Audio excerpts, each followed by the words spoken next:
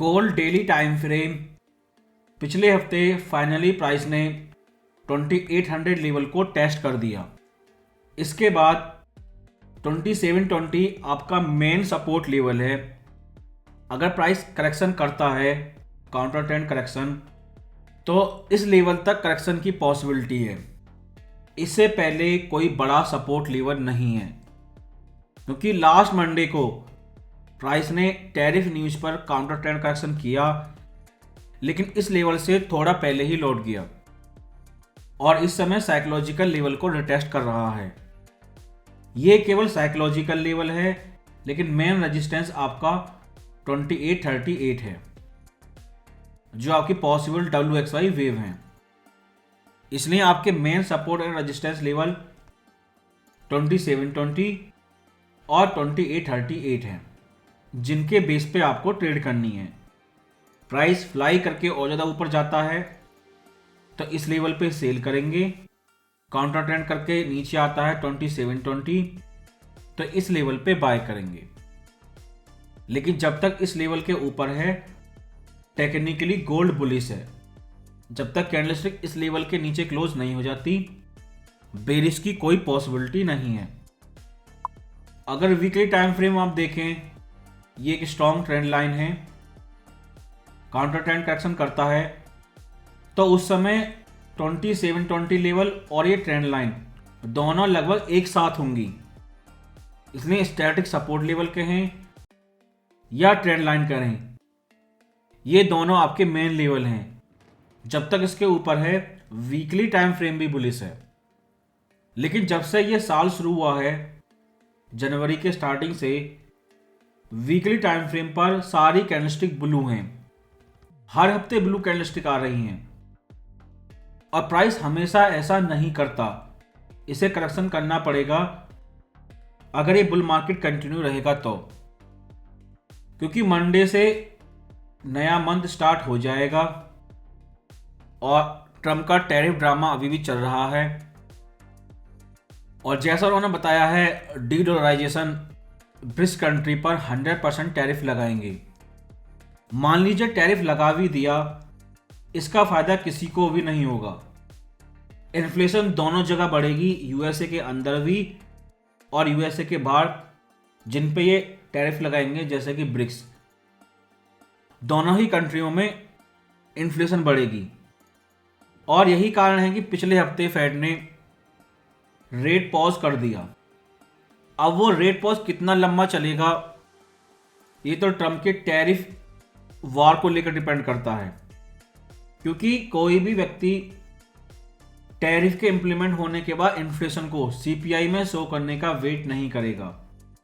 सब एक्सपेक्टेशन पे काम करते हैं। जैसे टैरिफ इंप्लीमेंट हुए, कुछ मंडे से स्टार्ट हो चुके हैं, जब तक एक्सपेक्टेशन रहेगा, रेट पॉज कंटिन्यू रहेगा।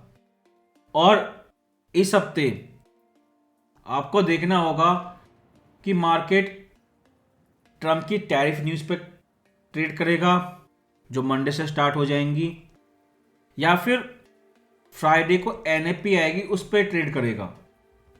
क्योंकि ट्रम्प ने जो इमिग्रेशन को लेके पॉलिसी बनाई है, जो यूएसए को एग्जिट कर चुके हैं जो लोग, उनका इफेक्ट एनएफपी पे जरूर आएगा। और अगली एफओएमसी से पहले 2 एनएफपी आएंगी, एक इस हफ्ते और एक मार्च में। अब वो कब आएगा इफेक्ट, वो देखना पड़ेगा। लेकिन इसका इफेक्ट श्योर है, एनएफपी 100K के पास चली जाएगी। अगर ये चीज़ इस हफ्ते आ जाती है तो बड़ा शॉकिंग चेंज होगा। अगर नहीं आई तो अगले महीने का इंतजार करेंगे। एनएफपी से पहले मंडे को या तो ट्रम्प की कोई कमेंट या और कंट्रियां रिटेलिएशन में क्या बोलती हैं, क्या करती हैं, वो सारी चीज़ें गोल्ड में एक्शन क्रिएट करेंगी। क्योंकि इस हफ्ते बहुत बड़ी न्यूज़ हैं। पहले तो आपकी ट्रम्प की टैरिफ न्यूज़ हो गई, जिसका कोई फिक्स समय नहीं है, कभी भी आ सकती हैं।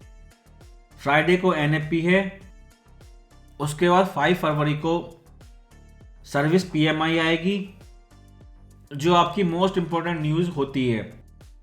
बड़ा एक्शन होगा, इस न्यूज़ पे केयरफुली ट्रेड करें। और क्योंकि एफओएमसी ब्लैकआउट खत्म हो चुका है, इस हफ्ते बहुत सारे एफओएमसी मेंबर स्पीच देंगे।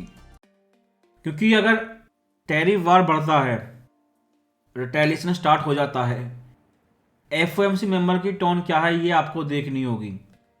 अगर एफओएमसी मेंबर एग्रेसिवली रिएक्ट करते हैं ट्रम्प की टैरिफ पॉलिसी को लेके, तो बड़ा एक्शन होगा, क्योंकि उसके लिए हमें एफओएमसी तक का इंतजार नहीं करना होगा।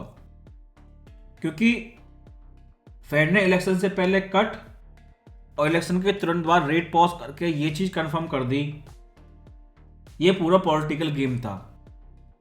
इलेक्शन में कोई भी जीते, ये फिक्स था, इलेक्शन के तुरंत बाद रेट कट रोकना है। क्योंकि सारे इन्फ्लेशन इंडिकेटर केवल ये दिखा रहे हैं इन्फ्लेशन बढ़ रही है। ट्रम्प जो टैरिफ लगाने के कह रहे हैं उससे इन्फ्लेशन और बढ़ेगी, उस कंडीशन में वो कट नहीं कर सकते। अब क्वेश्चन केवल ये है, ये इनका रेट पॉज कितना लंबा चलेगा। इसने वीकली टाइम फ्रेम कैंडलस्टिक हर हफ्ते ऊपर जा रही है, केयरफुल रहना है कब करेक्शन स्टार्ट होगा। क्योंकि पिछले हफ्ते सीओटीयू ने गोल्ड बाय नहीं करा, स्मॉल अमाउंट में पोजीशन डिक्रीज की है उन लोगों ने, यानी कि 2800 लेवल पे उन लोगों ने गोल्ड बाय नहीं किया। अगर जीडीएक्स डेली टाइम फ्रेम को देखें, top to bottom price 50% correction complete कर चुका है, रेजिस्टेंस को भी टेस्ट कर रहा है। आपने देखा फ्राइडे में गोल्ड 2800 लेवल गया, लेकिन जीडीएक्स ने केवल 50% करेक्शन किया। अगर गोल्ड इसी तरह ऊपर जाता रहा $200 ऊपर और, तो 3000 चला जाएगा, लेकिन जीडीएक्स फिर भी इस हाई के नीचे ट्रेड करेगा। अगर जीडीएक्स को देखें तो counter trend correction 50%, resistance level retest ये कंप्लीट हो चुका है। सपोर्ट के रूप में केवल ये एक ट्रेंड लाइन है जो इंटरडे टाइम फ्रेम पर विजिबल है, उससे पहले कोई सपोर्ट नहीं है। अगर सिल्वर को भी देखें, ये स्ट्रॉन्ग ट्रेंड लाइन थी, ब्रेकआउट हुई और ब्रेकआउट के बाद क्लियरली पिछले हफ्ते फ्राइडे को ये कैंडलस्टिक उस ट्रेंड लाइन को रिटेस्ट कर रही हैं, यानी कि ट्रेंड लाइन ब्रेकआउट रिटेस्ट, और अगला स्टेप होता है नया लोअर लो। आप देखें गोल्ड ऊपर जा रहा है, 2800 रेंज को ब्रेकआउट कर रहा है, लेकिन सिल्वर अभी भी इस ट्रेंड लाइन के नीचे है, रेंज के अंदर ही है, क्योंकि ये रिसेशन ट्रेड है। इंडस्ट्रियल मेटल नीचे जा रहे हैं और सेफ हेवन एसेट ऊपर जा रहे हैं। अगर ये ट्रेड भी कंटिन्यू रही तो अभी सिल्वर साइडवे रह सकता है, $32 रेजिस्टेंस और इस ट्रेंड लाइन के नीचे, या हॉकिश एनवायरनमेंट क्रिएट हो गया। ट्रम्प के टैरिफ को लेके पीयूष न्यूज आ गई, क्योंकि पिछले हफ्ते मंडे में भी आपने देखा 1 घंटे के अंदर उन लोगों ने बयान बदल लिया था, या एफओएमसी मेंबर ने बहुत ज्यादा हॉकिश कमेंट कर दी। तो गोल्ड तो ऊपर जाता रहेगा, लेकिन ये इंडस्ट्रियल मेटल साइडवे रेंज में ही रहेंगे। इसने सिल्वर अभी भी बेरिश है, ब्रेकआउट के बाद ट्रेंड लाइन रिटेस्ट। लेकिन intraday gold H4 time frame को देखें, दिसंबर एफओएमसी से लगातार ऊपर जा रहा है, higher high with higher low, clear uptrend है। ये सेफ हेवन डिमांड बाइंग है और एक तरह से फोमो बाइंग ही लगती है। फिर रिट्रेसमेंट अभी भी 2720 लेवल के नीचे हैं, जो आपका मोस्ट इंपॉर्टेंट सपोर्ट लेवल है। उससे पहले इस पेलर चैनल की लोअर ट्रेंड लाइन आपका most important dynamic support level है। ये ट्रेंड लाइन कितनी स्ट्रांग है आप देख सकते हैं, कितनी बार ये रिटेस्ट हुई है।